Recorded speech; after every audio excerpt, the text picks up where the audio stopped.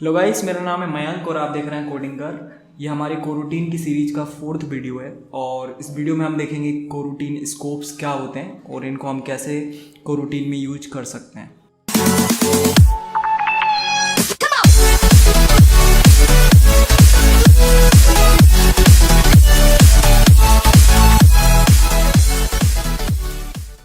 तो guys, कोरूटीन scope से decide होता है कि हमारा जो कोरूटीन है वो कितनी देर लिव करेगा। तो टोटल हमारे पास 3 स्कोप्स हैं जो प्री बिल्ड हमको मिलते हैं, जिनके थ्रू हम हमारे कोरूटीन को क्रिएट कर सकते हैं, लॉन्च कर सकते हैं। तो पहला है ग्लोबल स्कोप, उसके बाद है लाइफ साइकिल स्कोप, उसके बाद है व्यू मॉडल स्कोप।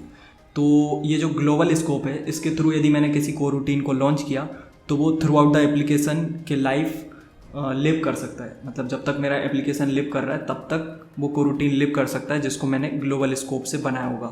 उसके बाद है लाइफ साइकिल स्कोप। तो लाइफ साइकिल स्कोप यूज़ होता है फ्रेगमेंट और एक्टिविटी में।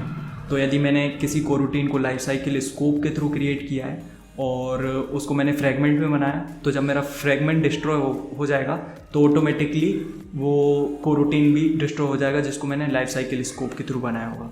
सेम यदि मैंने लाइफ साइकिल स्कोप के थ्रू किसी एक्टिविटी में कोई कोरूटीन बनाया है और एक्टिविटी डिस्ट्रॉय होती है तो ऑटोमेटिकली वो कोरूटीन भी डिस्ट्रॉय हो जाएगा।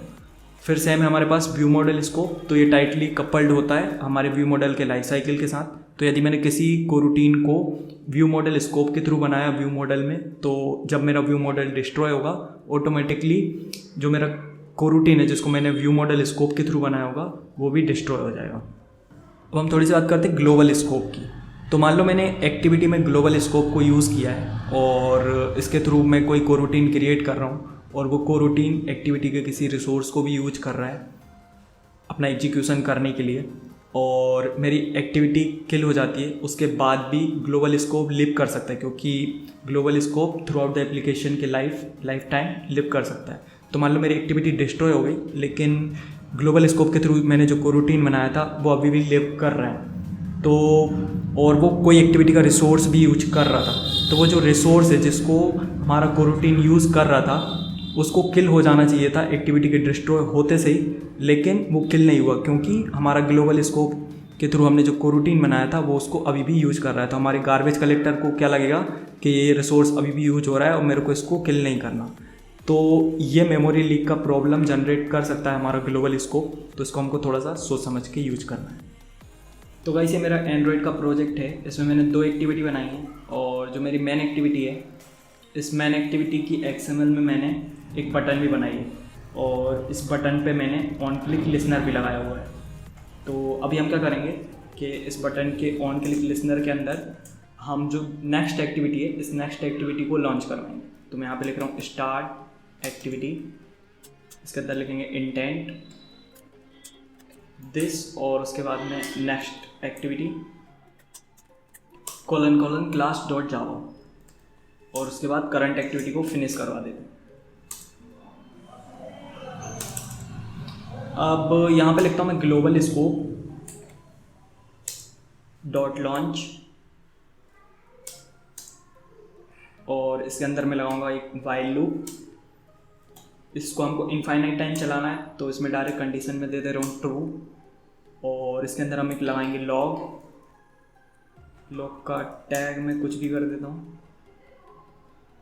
इसके नीचे फिर हम डिले फंक्शन को कॉल कर रहे हैं और इसको डिले करवाएंगे हम 2 सेकेंड के लिए। तो हर 2 सेकेंड के बाद मेरा जो ये लॉग है ये ऑटोमेटिकली प्रिंट होगा। तो इसको हम मॉनिटर करते हैं और इस एप्लीकेशन को हम रन करते हैं।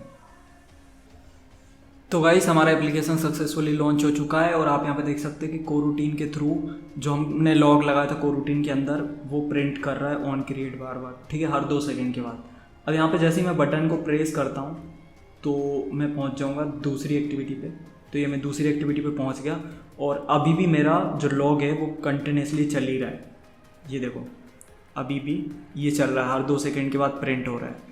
तो यहाँ पे प्रॉब्लम क्या हो सकती है कि मान लो मेरा जो ये कोरूटीन है ये इस एक्टिविटी का किसी रिसोर्स को यूज कर रहा रहता, तो मेरा गार्बेज कलेक्टर जो है वो कंफ्यूज हो जाता कि उस रिसोर्स को मेरे को डिलीट नहीं करना है और वो उस रिसोर्स को डिलीट नहीं करता, जबकि इस एक्टिविटी के डिलीट होते ही उस रिसोर्स को भी डिलीट हो जाना चाहिए था। तो ये मेमोरी लीक इस टाइप से कुछ हो सकती है। तो हमको ग्लोबल स्कोप को कभी भी एक्टिविटी के अंदर यूज़ नहीं करना है। इसको कभी यदि हमको यूज़ करना भी रहेगा तो हम एप्लीकेशन क्लास के अंदर इसको यूज़ करेंगे ताकि मेमोरी लीक ना हो पाए, क्योंकि एप्लीकेशन क्लास जो है वो through out the application live करती है। ठीक है, तो यदि हमको इसको यूज़ नहीं करना ग्लोबल स्कोप को, तो फिर यहाँ पे हम कौन सा स्कोप यूज कर सकते हैं, प्री बिल्ड वाला। तो हम यहाँ पे लाइफ साइकिल स्कोप को यूज कर सकते हैं। लेकिन लाइफ साइकिल स्कोप को अपने एप्लीकेशन में यूज़ करने के लिए मेरी जो एप्लीकेशन लेवल की ग्रेडल फाइल है उसमें एक डिपेंडेंसी लगी होनी चाहिए। तो सबसे पहले हम वो डिपेंडेंसी लगा लेते हैं। तो उसके लिए मुझे क्रोम पर आना पड़ेगा और यहाँ पे लिखना पड़ेगा एक्टिविटी KTX, और यदि मुझे फ्रेगमेंट पर यूज़ करना होता तो मैं लिखता फ्रेगमेंट KTX। और ये डिपेंडेंसी वाले सेक्शन में सबसे ऊपर मेरे को डिपेंडेंसी दी है, इसको मैं कॉपी करूँगा और हमारी मॉड्यूल लेवल की जो ग्रेडल फाइल है इसमें इसको पेस्ट कर देते हैं। सेम हम फ्रेगमेंट के लिए करेंगे। तो फ्रेगमेंट के लिए मुझे यहाँ पे लिखना पड़ेगा फ्रेगमेंट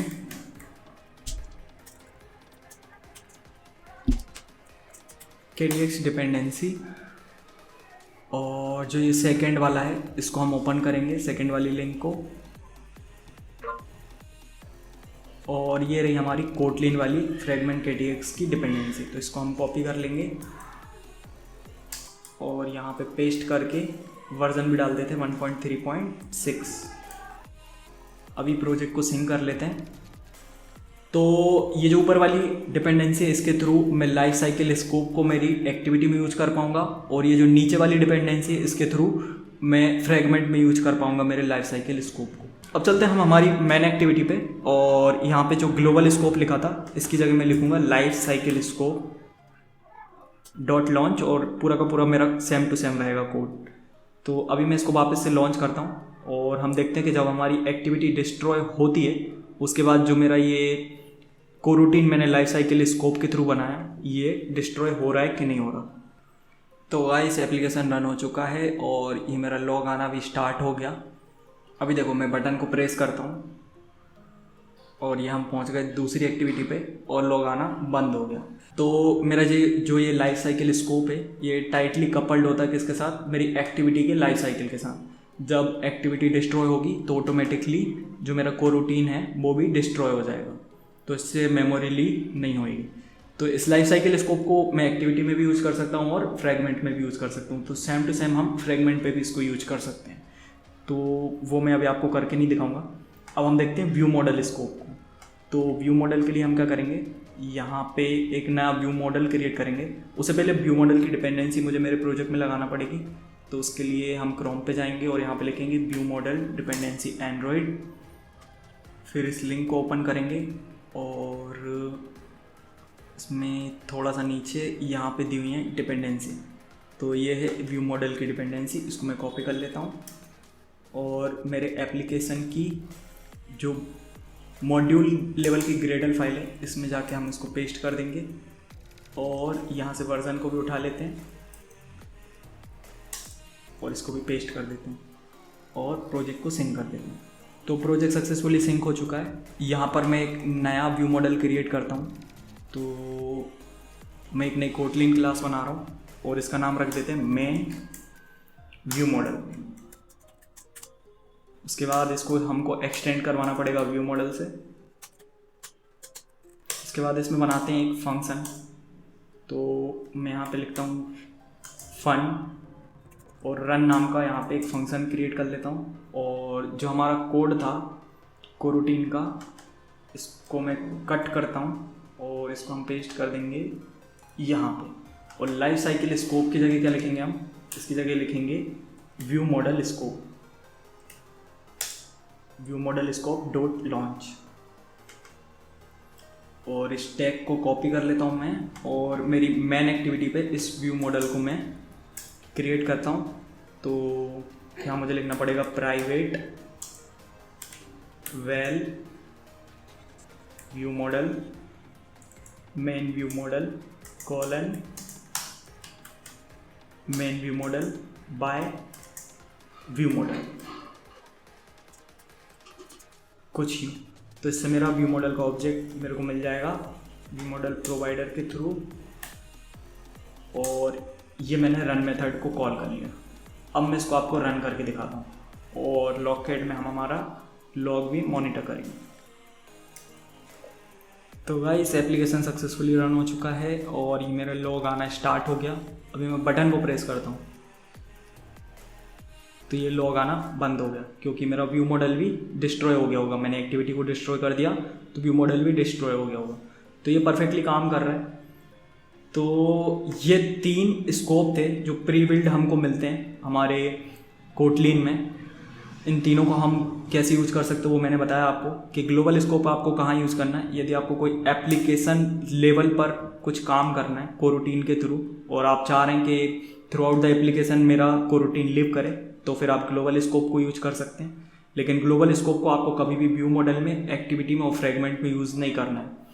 उसके बाद यदि आपको एक्टिविटी और फ्रेगमेंट में यूज़ करना है हमारे कोरूटीन को तो आप लाइफ साइकिल स्कोप का यूज़ कर सकते हैं और व्यू मॉडल में यूज़ करना है तो आप व्यू मॉडल स्कोप का यूज़ कर सकते हैं। और सबकी करस्पॉन्डिंग डिपेंडेंसी भी मैंने आपको बताई कि ये जो 2 डिपेंडेंसी हैं ये हैं फ्रेगमेंट और एक्टिविटी के लिए, लाइफ साइकिल स्कोप के लिए। लाइफ साइकिल स्कोप इन दोनों डिपेंडेंसी में होता है, कोरूटीन की डिपेंडेंसी में नहीं होता, इन दोनों डिपेंडेंसी में होता है। उसके बाद जो व्यू मॉडल स्कोप है वो इसके अंदर होता है। तो आई होप आपको कोरूटीन स्कोप समझ में आए होंगे। तो ये वीडियो आपको पसंद आए तो इस वीडियो को लाइक कीजिए। मिलते हैं अगले वीडियो में, तब तक के लिए बाय।